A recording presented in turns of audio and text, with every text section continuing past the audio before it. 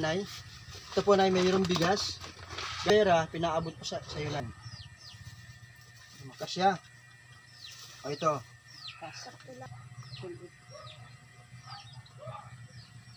Yan. Grabe guys. So magagamit.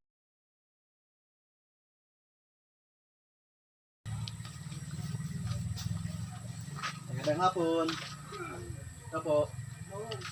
So, guys, muli kong binalikan ang maglolo at nandito yung apo niya.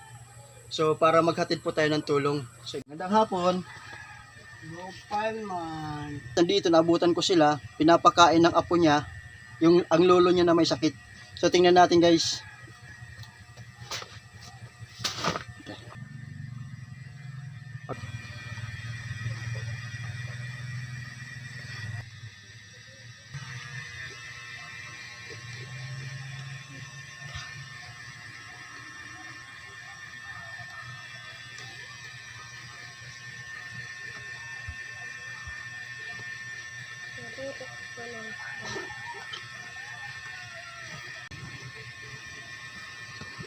Grabe. Makoy, tika lang Makoy. Nasaan ang lola mo? Sa kasara namimiling ng pagkain. Oh, naghahanap ng pagkain. Opo. So wala dito, kayong dalawa lang ng lolo mo. So ngayon naabutan ko guys, pinapakain ni Makoy ang kanyang lolo na may sakit. Grabe, nakakaawa. So bali wala dito yung lola mo ngayon. Naghahanap ang lola mo ng makakain nyo para mamayang hapunan. Wala kayong bigas. Walang bigas. Anong ulam niya? Anong ulam? Asin. Ha? Asin. Asin lang. Grabe guys, asin lang. Mawa kayo sa amin, wala kaming bigas, tulungan mo kami. Ang ulam namin ngayon, asin lang.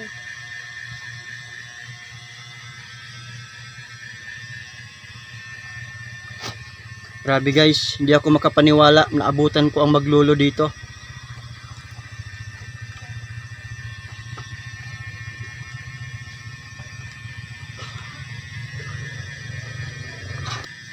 Bigtay.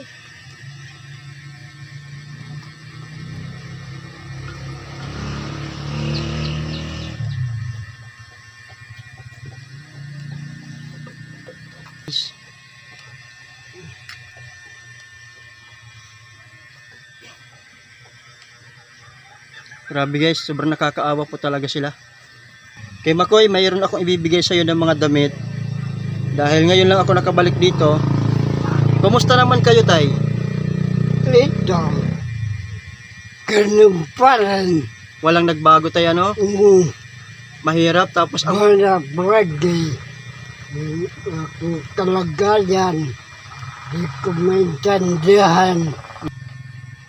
So sana maabutan ko yung nanay, yung lola mo dito na dumating. Napakabait ng batang ito. Na sa murang edad niya, inaalagaan niya ang kanyang lolo na may sakit. Grabe guys. Nakakaantig ng puso po kasi bihira na lang po ang bata na katulad po ni Makoy na kaya niyang alagaan ang lolo niya pag wala yung lola niya dito. Aabutan ko si Makoy na nandito sa loob ng kwarto nila. Pinapakain niya ang lolo niya na may sakit. At ang nakakalungkot doon guys, asin lang po ang ulam asin lang ang ulam doon sa lolo niya. Wala po sila, kung mapapansin po natin, yung kanin po nila, yung tutong na po siya. Yung talagang, yung parang tutong na siya. Matigas na kanin, ang isinusubo niya sa lolo niya. Kasi kanina habang tinitingnan ko, nahihirapan po yung lolo niya na nguyain ang kanin kasi matigas, walang sabaw, asin lang at saka tubig. Grabe guys. Tingnan natin oh. Grabe, nakakaawa talaga sila. Habang wala yung lula niya dito kasi ang lula daw niya umalis naghahanap ng makakain nila kasi wala silang bigas ngayong hapunan. Kaya ngayon ang hinihingi ni Makoy na sana mabigyan daw sila ng bigas. At tamang-tama lang po na ang pagbalik ko ngayon may dala po tayong bigas. At siyempre, bago po ako magpatuloy, gusto ko munang pasalamatan yung mga nag-sponsor. So papasalamat muna ako kay Ma'am Nerissa Plimaco na nagbigay po ng damit para kay Makoy. At nag-sponsor po ng chinilas, nagbigay po ng chinilas kay Makoy, kay Sir Jason, maraming salamat Sir Jason sa binigay nyo po. At kay Sir Alvin na nagpadala po sa akin ng 5 kilos na bigas, nandito na po yung 5 kilos na bigas. At ang nagpadala rin po ng 300 pesos po galing sa Quezon City, meron pong 300 pesos na ipinabibigay po dito po sa Maglolo. Okay? So andito na po yung lola nila, tamang-tama lang. Magandang hapon po, Nay. Magandang hapon po. Okay, pasok kayo ito, Nay. Ito po guys, kararating lang yung lola nila. Nandito po si Nanay. Nay, kumusta naman, Nay? Saan po kayo galing, Nay? Maghanap ng makakain namin. Naghanap ng makakain nyo. Wala kayo talagang bigas ngayon. Wala po. Kain nyo ngayon dahil walang bigas. So, Nay, naabutan ko sila Makoy at ang lolo niya na sinusubuan niya ng pagkain ng lolo niya.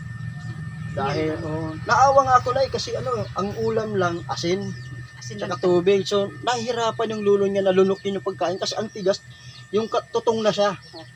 Tapos wala man lang sabaw, tubig lang. So, naawa po ako. Grabe, bilib ako kay Makoy, sa edad niya, kaya niyang alagaan yung lolo niya. Diba, grabe guys. Pero Nay, papasalamat ako sa mga sponsor na nagbigay po, nagpaabot po ng tulong. Pero yung plywood na hinihiling po nila, kasi po guys, kung makikita po natin dito sa sahig, yung higaan nila, gumaganon na po yung higaan nila.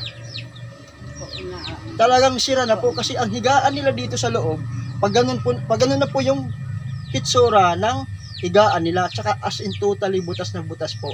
So, siguro mga next week mayroong makapagbigay ng tulong sa inyo na plywood kasi ang higaan po nila talagang butas na po. Pero ngayong araw na to guys, meron pong ibibigay natin bigas kasi tamang-tama lang na habang naghahanap kayo ng bigas, meron na po tayong bigas. Halika dito Makoy, tayo ka dito Makoy. Meron akong ibibigay kay Makoy. Makoy, meron akong chinilas na ibibigay sa iyo. Ito. Chinilas na po. Guys, merong chinilas dito. Kasi madilim dito sa loob ng bahay nila. So, madilim po. Merong chinilas dito. Tingnan mo, Makoy. Ay, ano mo yung paa mo dito? Angat. Yan. Makasya. O, ito. Sakula ako. O, may chinilas mo. O, ngayon guys, ito si Makoy, mayroon ng bagong chinilas. Ma'am Nerissa Plimaco, maraming salamat sa pag-sponsor nyo po sa damit. Nandito po yung damit. Magagamit mo ito Makoy. Sa atin mo. Natin yung damit.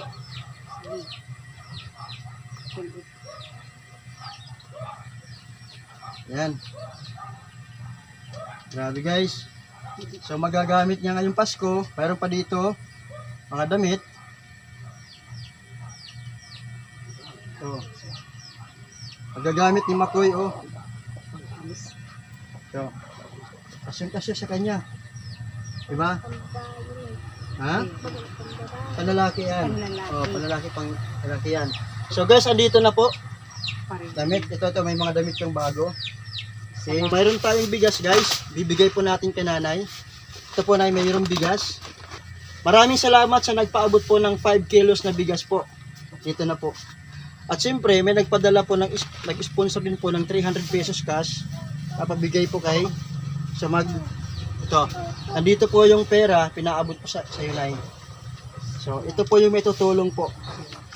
Ginamit po akong instrumento para lahat ng gusto nyong tulong na gusto nyong ibigay sa mga taong gusto nyong tulungan, naging daan po ako para maiabot sa kanila ang tulong. So, maraming salamat po sa inyo guys. Anong masasabi mo na sa mga sponsor po natin? Maraming salamat po sa inyo nagbigay sa akin yung pagkain namin itong bigas. Maraming salamat lalo na sa iyo. Maraming salamat. Okay. Kasi kung wala siya, hindi kami makakatanggap ng ganitong binigay sa amin na bigas. Tapos itong pa 300 po na ibigay sa amin. Salamat, maraming salamat. Kasi wala kami kakainin ngayong gabi. So, pasalamat din ako sa iyo, Nay. At sana, pagbalik ko ulit, mabilan na po natin ng plywood yung higaan nyo. So, grabe ito si Makoy, naka-smile na. Ito, may bagong damit na si Makoy. So, maraming salamat. Sa inyo lahat po ng mga sumusuporta, sa inyo po sa mga nag-sponsor po, maraming salamat po sa inyo.